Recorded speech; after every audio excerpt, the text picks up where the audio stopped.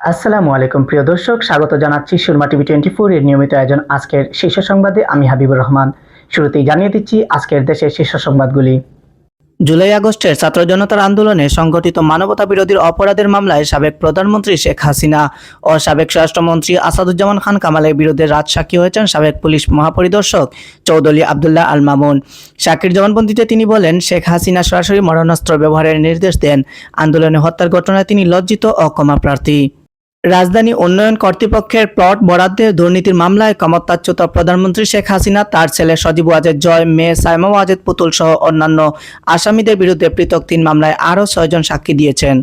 আনন্দ ও উৎসবমুখর পরিবেশে নির্বাচন অনুষ্ঠিত হবে বলে জানিয়েছেন প্রধান উপদেষ্টা অধ্যাপক মোহাম্মদ ইউনূস। কথিত ফ্যাসিস্ট আওয়ামী লীগ বিভ্রান্তির সৃষ্টির উদ্দেশ্যে সামাজিক যোগাযোগ মাধ্যমে গুজব ছড়াচ্ছে বলে অভিযোগ করেছেন বিএনপির মহাসচিব মির্জা ফখরুল ইসলাম আলমগীর।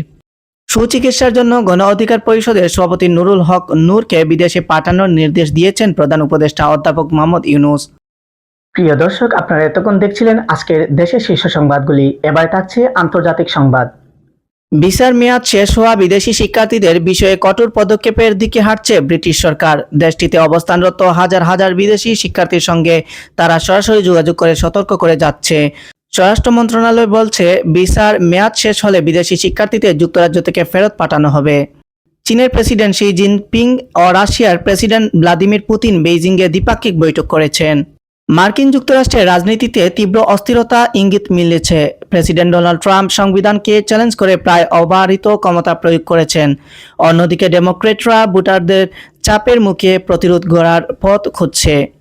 জাতিসংঘ সাধারণ পরিষদের আসন্ন অধিবেশনে ফিলিস্তিন রাষ্ট্রকে স্বীকৃতি দেবে বেলজিয়াম। প্রিয় দর্শক, আপনারা এতক্ষণ দেখছিলেন আন্তর্জাতিক শীর্ষ সংবাদগুলি। এবারে থাকছে খেলাধুলার সংবাদ। র্যাঙ্কিং, শক্তি, সামর্থ্য কিংবা অতীত পরিসংখ্যান নেদারল্যান্ডসের চেয়ে যোজন যোজন এগিয়ে বাংলাদেশ। মাঠের বাইরের সেই আধিপত্য মাঠেও দেখিয়েছেন টাইগাররা। প্রথম 2 ম্যাচের টাচদের লড়াইটা পর্যন্ত করতে দেয়নি লিটন দাসের দল। ব্যাটিং বোলিং 2 বিভাগেই ছড়িয়ে গুড়িয়েছে বাংলাদেশ। 2 জয়ে ইতিমধ্যে সিরিজ নিশ্চিত করেছে লাল সবুজের জার্সিধারীরা। দ্বিতীয় ম্যাচে জয় তুলে নিয়ে বাংলাদেশের লক্ষ্য লিটনের দলের সামনে। সেই লক্ষ্যে আগামীকাল মাঠে নামবে বাংলাদেশ। সেপ্টেম্বর ফিফা ওয়ানডেতে নেপালের সঙ্গে 2টি প্রীতি ম্যাচ খেলবে বাংলাদেশ ফুটবল দল। এশিয়ান কাপ বাছাইয়ের মঞ্চে মাঠে নামার আগে প্রস্তুতি হিসেবে ধরা হচ্ছে এই ম্যাচ দুটিকে। আগামী 6 ও 9 সেপ্টেম্বর নেপালে কাঠমান্ডুতে হবে ম্যাচ দুটি। সংখ্যা সত্যি করে এই ম্যাচে খেলছেন না দলের সেরা তারকা হামজা চৌধুরী। প্রিয় দর্শক, আপনারা এতক্ষণ দেখছিলেন সুরমা টিভি 24 এর নিয়মিত আয়োজন আজকের শীর্ষ সংবাদ। পরবর্তী সংবাদ দেখার আমন্ত্রণ জানিয়ে আজকে এখানে বিদায় নিচ্ছি। আল্লাহ হাফেজ।